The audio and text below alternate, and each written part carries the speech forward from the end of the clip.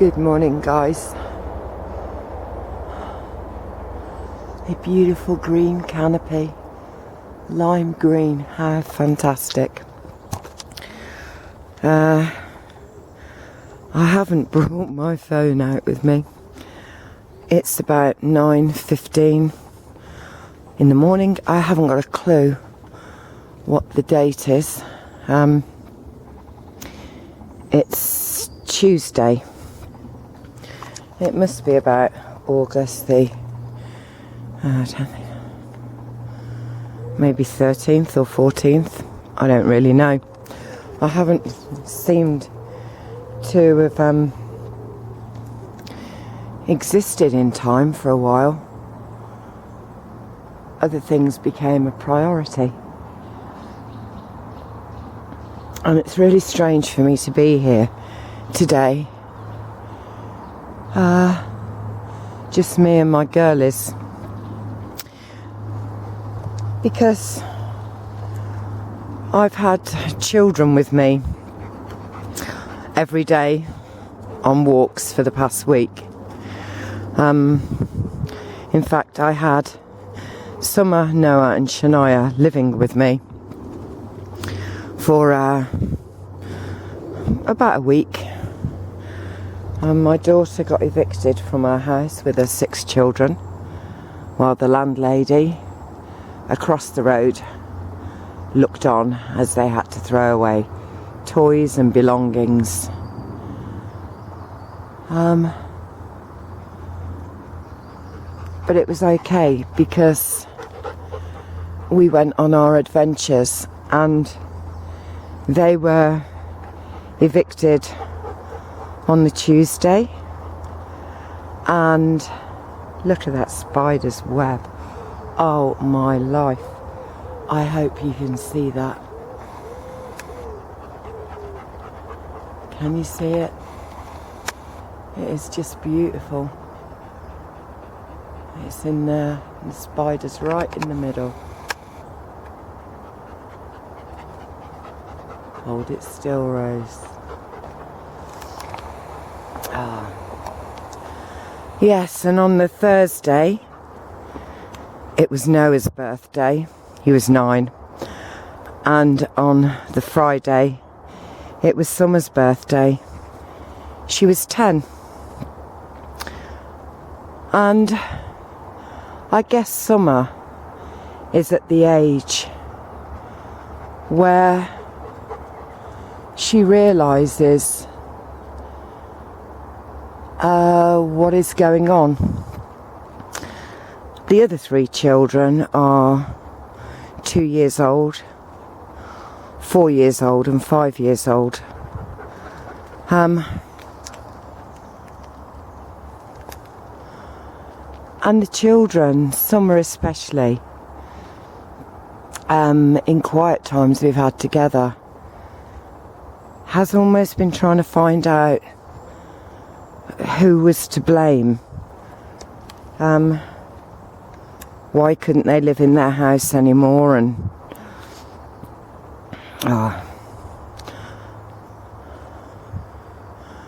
it's made me think a lot about blame, because we live in a culture where we blame everything and everybody for everything. Whose fault is it? Who's doing this? Who do we point the finger at? And we make sure that we never actually point it at ourselves. And I've been trying to teach the children that this name, blame and claim and shame is wrong. Because what it teaches us is not to actually take any responsibility ourselves for anything.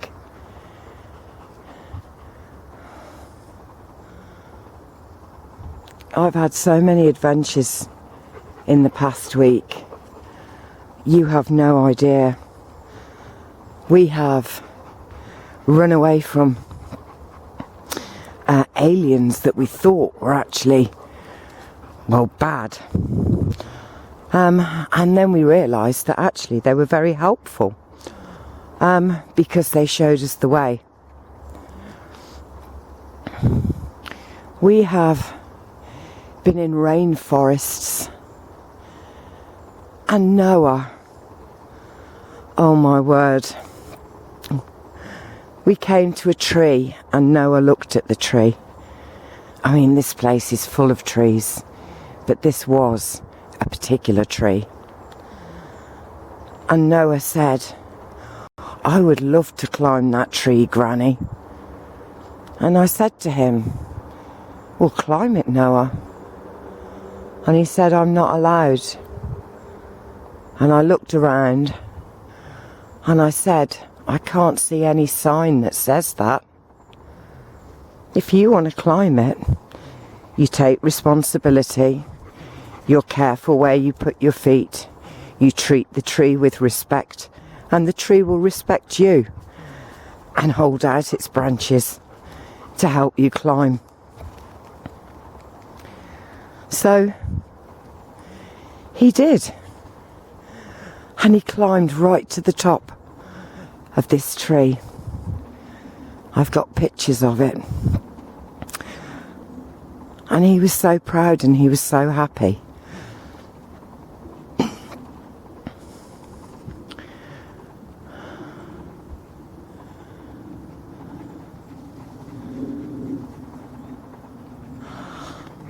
I've lived as well a week of, 2 weeks really, of miracles. What a story I could tell. I don't guess I have the time on this walk.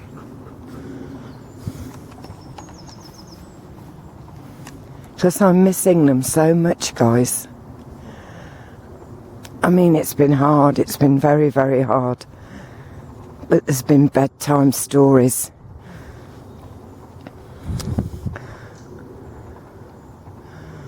There's been snuggles and cups of lovely tea. There have been arguments and fallouts, but they have just been an opportunity to dig beneath the surface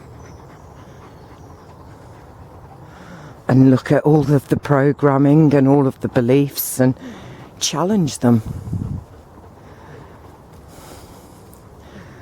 Oh, I can't tell you how much I've done in this past time. And in the middle of it all, my older grandson, Levi, you might remember, we were also the railway children while we were here, waving, trying to find the old man who would come and say, I've got a house for you to live in. But we never saw him, but we always sent our wishes anyway.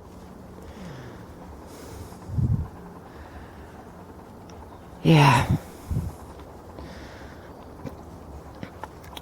We've just had such adventures and I just miss them so much because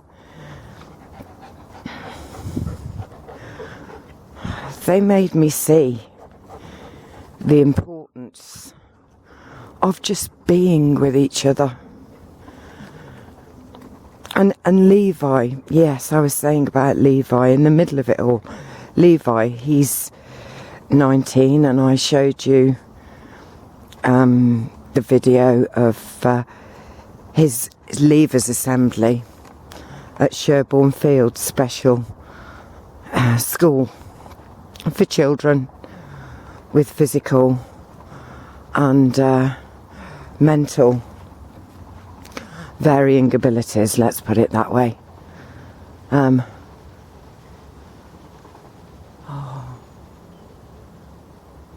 I hope you can hear that sound. There the leaf fairies sending us messages. And this all of these cones are the markers on the path to learning and understanding. Well, with Levi, I had spoken to him. I had a long conversation with him, and as he doesn't speak very often, he just gave comments, the occasional yes or no or please. He wanted to learn how to cook, and I'd promised him that I would come and work with him so that he could make a meal, because I think independence is something that Levi would like to achieve, even though he's been told he never will. And of course he never will if people think he doesn't speak, so he's never going to tell us what he wants. Well, he told me exactly what he wanted to make: a shepherd's pie.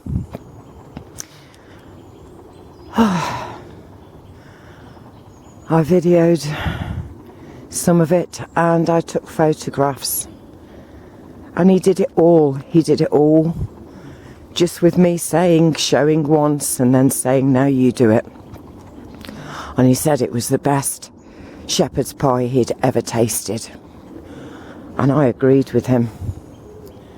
And he made it with vegetarian mince because he wanted his mum to taste it, and she doesn't eat a lot of meat.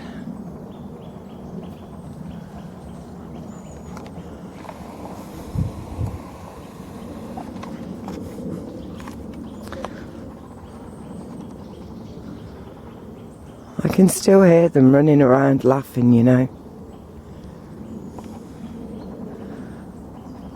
And I mean the miracles of everything, the timing of everything. You see, every moment, every single moment, a miracle is placed in front of you. Every single moment. And some of these miracles we think are kind of woe is me. I guess the first part of the miracle was I was out in my car. As you all know, those who watch this anyway, it was a very old Volvo. Very, very old Volvo. And I drive lots of places in my car. But on this particular day, I had just done all the ring roads and the motorways and the this and the that. And I was like, I don't know, 5 minutes walk from my house. And as I went to change gear to follow my pathway home, the clutch just disappeared. And my nose was sticking out of this junction, a little, by the canal basin. And the clutch cable had gone. And I kind of thought to myself, Anyway, I rang Mustaf, who said he would get someone with me as quickly as he could. And almost as soon as it happened, just before I made the call, this other car with two ladies of a similar age to me stopped and said, could they be of any assistance? And I said, well, the clutch has gone completely. I'm not sure. I said, just send me good luck and fortune, please, and I'm sure it'll get sorted out. And behind them pulled up another car, and in it was an Iranian guy called Gollum. And he didn't know it was me, but he said, you know, can I? And then he went, oh, Rose, you know. And he had this car that's got one of those tow rings on it, and he'd got a proper tow rope. And as he was asking me what was wrong so that I would be able to drive the car being towed, you know, manoeuvre it, make sure everything was okay, another car pulled up. And it was Kaba, another Iranian friend. And then arrived Mustafa and Musa. Anyway, the car, we searched everywhere for a clutch cable, couldn't find one. And even Volvo said they were now obsolete. And also kind of said that all the other cables would have been put in at the same time and blah, blah, blah. So that meant no car.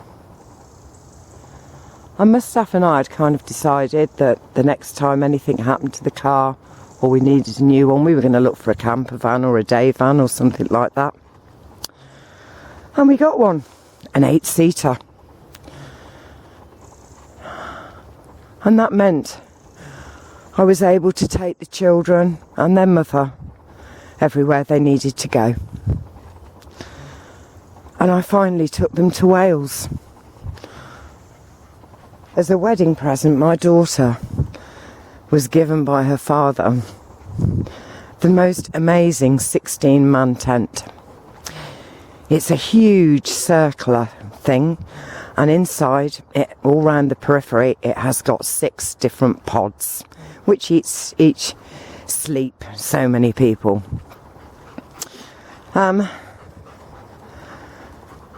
Yes, I took them to Wales.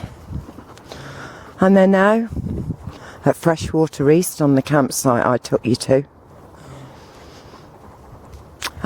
Looking out at the sea. And having their own adventures. We played on the sand for a while before I had to come back home again.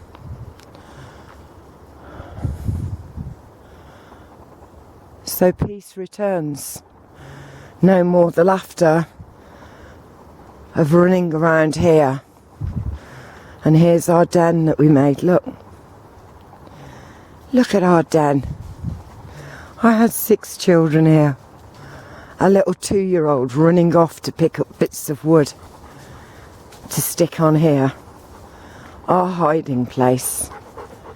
Summer said, "Granny, why don't we just live here? Why do we have to live in a house?" These are our little benches to sit on.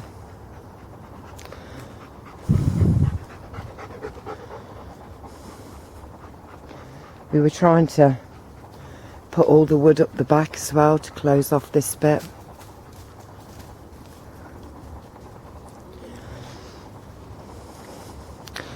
Yeah, miracles are happening all the time, and sometimes when something goes wrong, we get annoyed, we get angry, we curse, and we say to God, "Why did you do that?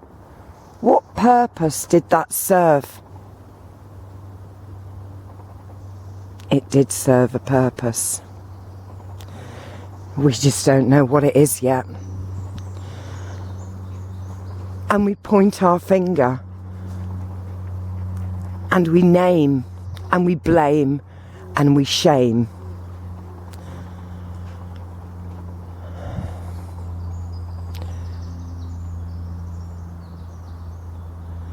Yet, it was just a miracle.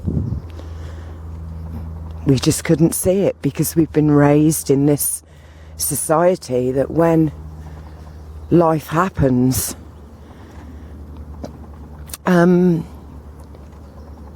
it's a pain in the ass. It's, oh my God, my time, what am I going to do? Poor me, poor me.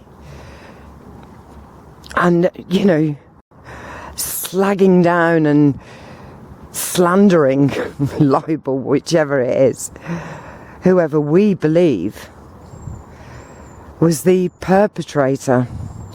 Now the thing is, these are all miracles, guys. Everything, every footfall is a miracle. It's taking you somewhere. And when Catherine and I talked about what she could do, where she could go, she remembered the tent. and Freshwater East, and knowing that there's showers and there's washing machines, yet it's still just a farmer's field. Very, very basic amenities.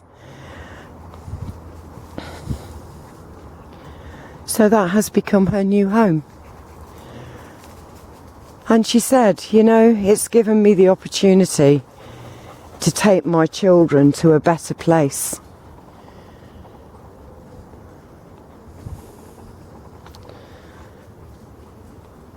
And she will look for a new rental property while she's there.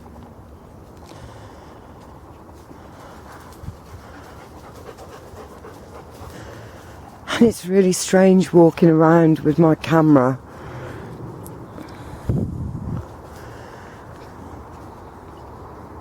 just talking to myself and not listening to children saying, "Granny, Granny, I just saw a hobgoblin." And saying, well, what did it look like? Which way did it go?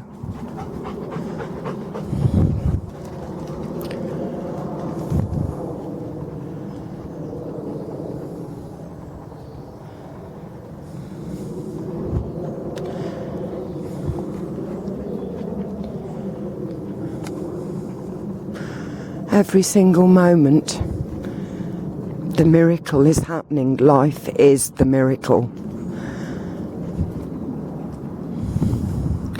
And if you think of bad things, what you perceive to be bad things that have happened in your life, where you've blamed somebody else or shouted them down or screamed at God or why me? Why me? Your life isn't over and finished with that misfortune as you perceive it to be. No, it's a stepping stone. The miracles are laid out in front of us as stepping stones.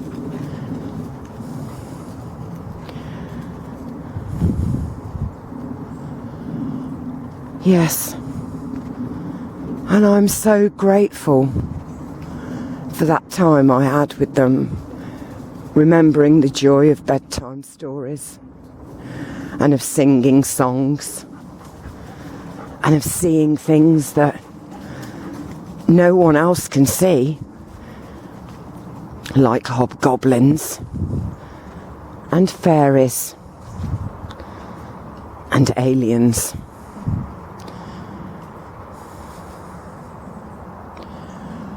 So thank you, God. And thank you for the day van. We wouldn't have done it without that, you know. Her husband, he also bought an 8-seater, but it was a car. So my other daughter Faye and Levi and Tyler and his girlfriend Paige all came with me, and we took the tent and all of their belongings in our van with us, and all the children were in the other. This is the tree that Noah climbed, the perfect Christmas tree. Always there's gifts with Christmas trees, and this one gifted him confidence and belief in his abilities. And the strange thing is that when they went to get the tent, it was actually behind locked gates, and Catherine couldn't get to it. And Noah looked at the gates and he said, "Mummy, I can climb over them." She was, "Noah, don't be silly, look how high they are." But he did it. The Christmas tree was part of the miracle. Right, I'm going to go, guys. I'm in a reflective mood. I'm in a grateful mood, a thankful mood. And I'm in a place where I want to say, I am so sorry to everyone and everything that I have ever blamed for every deed that was in fact a miracle that I confused and labelled a misfortune. And I want to apologise to God for not taking responsibility and sometimes pointing the finger at myself and saying it was me. But you know what? It's a miracle in the making. I just don't know what it's making quite yet. Honey's better, that in itself was another miracle, that she just seemed to regain her strength as they arrived and she needed it, rounding up 6 kids and a granny along with aliens and hobgoblins is a very, very demanding task. She wouldn't have been able to have done it a week earlier. Right, I'm going, guys.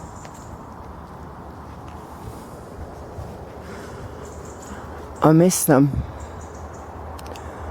I've had such adventures with them. Much better adventures than when you're out with adults. I loved being a pirate. I loved being stranded on the desert island. I loved getting taken away by the aliens to their rainforest on Venus.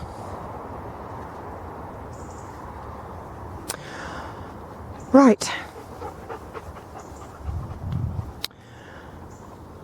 I hope you're all well, and I love you all. Now keep looking up, guys. You never know when that miracle might present itself.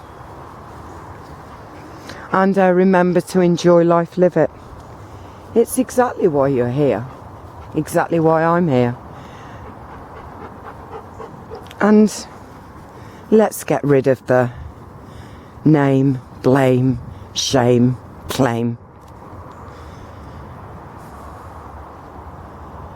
And just understand that each of us really, from the moment of our conception to the moment that we transcend this place, are involved in the making of miracles.